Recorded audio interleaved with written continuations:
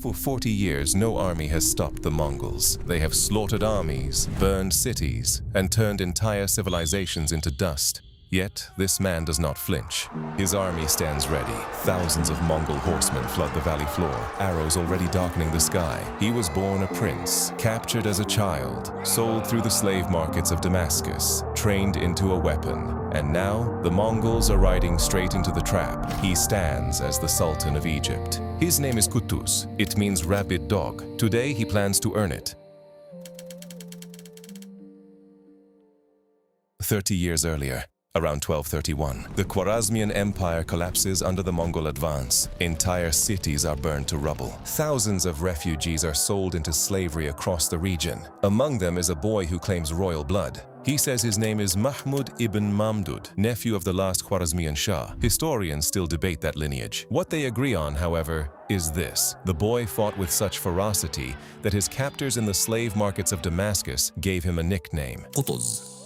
He is purchased by an Egyptian slave merchant who sells him onward to the Mamluk Sultan Aybak in Cairo, and this is where the story shifts. The Mamluks are not ordinary soldiers. They are an elite military caste built entirely from enslaved boys. Purchased young, mostly Kipchak Turks from the Central Asian steppes, they are trained under the Furusiya code, mounted combat, archery, swordsmanship, and Islamic sciences. Years of brutal drilling. Then they are freed, armed, and installed as the warrior ruling class of Egypt. It is perhaps the only system in history where slaves become kings. Qutuz thrives in this system. The boy from the slave markets is reforged into something far more dangerous than a prince. Qutuz rises fast. By 1253, he is Aybak's vice-sultan, the real power behind the throne. When Aybak is assassinated in 1257 by his own wife, Shajar al-Dur, Qutuz arrests her and installs Aybak's teenage son as a puppet ruler. For the next 2 years, Qutuz runs Egypt while a child sits on the throne above him.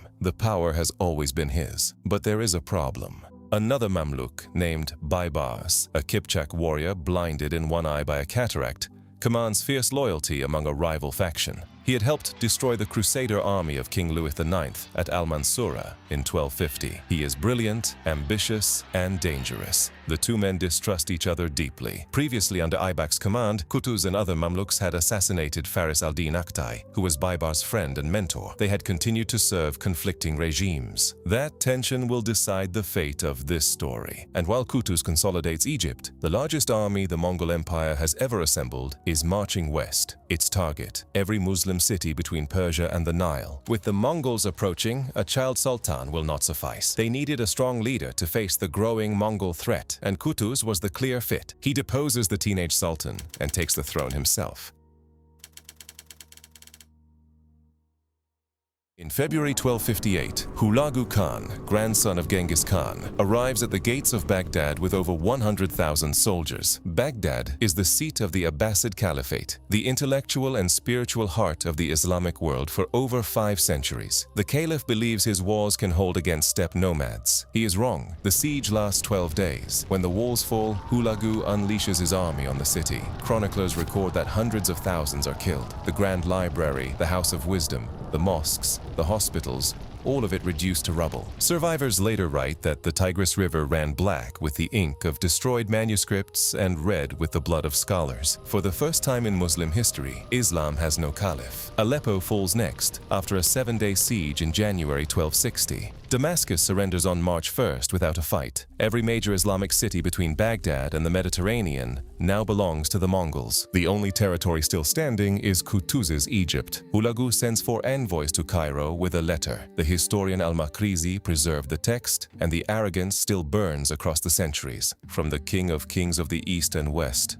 the great Khan, to Qutuz the Mamluk, who fled to escape our swords. You cannot escape the terror of our armies. Our horses are swift, our arrows sharp, our swords like thunderbolts, our hearts as hard as the mountains, our soldiers as numerous as the sand. Fortresses will not detain us, nor armies stop us. Your prayers to God will not avail against us. We are not moved by tears nor touched by lamentations. submit or be destroyed. Qutuz reads the letter before his war council. The room goes silent. Several emirs urge surrender. They have seen what happened to Baghdad. They are terrified. Qutuz stands. What he says next is recorded by multiple chroniclers. He shames the room, tells them they have been eating from Egypt's treasury for years and now refuse to defend it. Then he delivers the line that ends all debate. I am going forth myself. Whoever chooses jihad, let him accompany me. Whoever does not, let him return home. And the sin of violating the honor of Muslim women will be on the necks of those who stay behind. The emirs weep and they pledge their swords. Then he makes his decision permanent. He kills all 4 Mongol envoys, has them cut in half, mounts their heads on spikes above Bab Zuwayla, the main gate of Cairo. There is no negotiating after that. There is only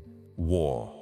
But Qutuz has a card that Hulagu does not expect. In August 1259, the Mongol Great Khan Möngke died during a campaign in China. Hulagu withdrew the bulk of his army east to compete in the succession crisis, leaving behind a skeleton force in Syria, roughly 10,000 to 12,000 soldiers under his general Kitbuka, a Nestorian Christian. The largest empire in history just left its western flank exposed. Qutuz does not hesitate and does something nobody expects. He calls on Baibars, the leader of the rival faction. A man he has distrusted for years, Baibars had grown disappointed with al-Nasir Yusuf, the prince of Damascus, who he once served. During this crisis, the prince lacked resolve and had let Damascus be conquered. With Qutuz leading the line against the Mongols, he was the better choice for the people. Qutuz offers Baibars command of the vanguard and the governorship of Aleppo after the war. Baibars accepts. In late July 1260, the Mamluk army, around 20,000 soldiers, marches out of Cairo. To reach the Mongols,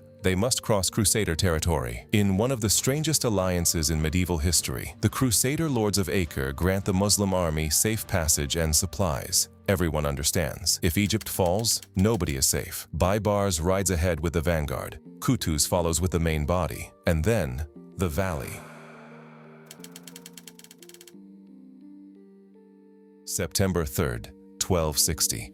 The morning we started with. Ain Jalut sits at the foot of Mount Gilboa in the Jezreel Valley, about 15 kilometers southeast of Baisan. A spring feeds a wadi running along the base of the mountain. The valley opens to the north and west. Gentle ridges block the line of sight between the valley floor and the surrounding highlands. The locals believe this is where David killed Goliath with a single stone. Today, another underdog faces a giant, and the terrain is the weapon. Kitbuka positions his forces near the spring, using the slopes of Gilboa to anchor a flank. His army includes Mongol heavy cavalry, Georgian and Armenian battalions, and Syrian auxiliaries. Qutuz's plan is built on deception. He hides the bulk of his army in the wooded highlands beyond the ridges, invisible from the valley floor. Then he sends Baibars forward with a smaller vanguard, exposed and deliberately outnumbered. Baibars engages the Mongol forward units with rotating charges, brief clashes of hand-to-hand combat, short retreats, then volleys of arrows. His troops reportedly use early hand cannons to panic Mongol horses and disrupt their formations. For hours, he holds the entire Mongol army with a fraction of Qutuz's total force, bleeding them while giving ground step by step. Then he turns and runs, the feigned retreat. The oldest trick in steppe warfare used against the people who invented it. Kitbuka takes the bait. His cavalry surges forward, chasing Baibars deep into the valley. The hills come alive with Mamluk soldiers. The fighting is savage and lasts for hours. Neither side gives ground easily. The Mongols are veterans of campaigns from China to Persia. The Mamluks have been training for this their entire lives. Then Kitbuka overloads the Mamluk left flank. He sends the bulk of his cavalry, sweeping across the valley in a mass charge. The Mamluk left buckles. Soldiers begin to fall back. Sections of the line break. One of Kitbuka's officers urges retreat. The Mongol general refuses. What he says next is recorded by the chronicler Rashid al-Din. "We must die here, and that is the end of it. Long life and happiness to the Khan. Both commanders have committed everything. One of them will not survive the hour." Qutuz rides forward himself, galloping toward his crumbling left wing. He tears off his helmet so his men can see his face, and he shouts 3 words that still echo across Islamic military history. Wa Islama.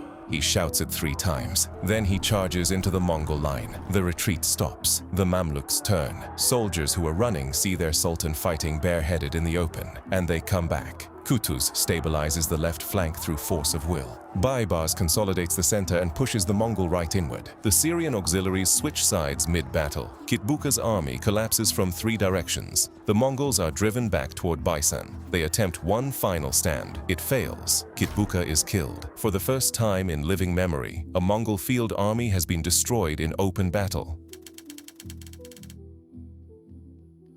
The myth of Mongol invincibility, built across 60 years and 4 continents, shatters at a spring named for a giant killer. Qutuz sends Kitbuka's head to Cairo on a staff. The city erupts. But on the road home, Qutuz makes a fatal error.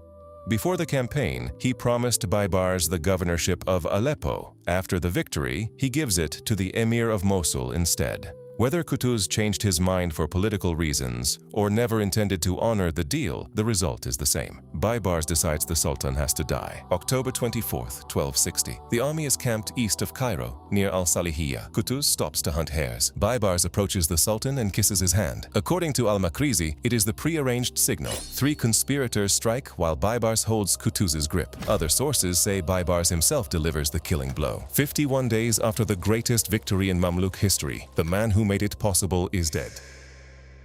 Baibars is the Sultan before the body is cold. Baibars will rule for nearly 17 years. He will drive the Crusaders from the Levant and repel every subsequent Mongol attempt to retake Syria. He will also demolish Qutuz's grave and have his court historians rewrite the story of Ain Jalut, placing himself at the center and pushing the dead Sultan into the margins. History, as always, belongs to whoever survives long enough to write it. After September 3rd, 1260, the Mongols never permanently held any territory west of the Euphrates again. The Mamluk Sultanate endured for over 250 years, until the Ottoman conquest in 1517. Qutuz was Sultan for less than a year. He has no dynasty, no tomb. His grave was destroyed by the man who killed him. The court historians who wrote the records served the man who ordered his murder, and still, his name survived. Because on one morning in September, a former slave stood in a valley named for a giant killer. He who once lost his clan to the Mongols grew into a man that ruled Egypt and stopped the most terrifying army the world had ever seen. Some legacies do not need a monument. They need only one moment that refuses to be forgotten.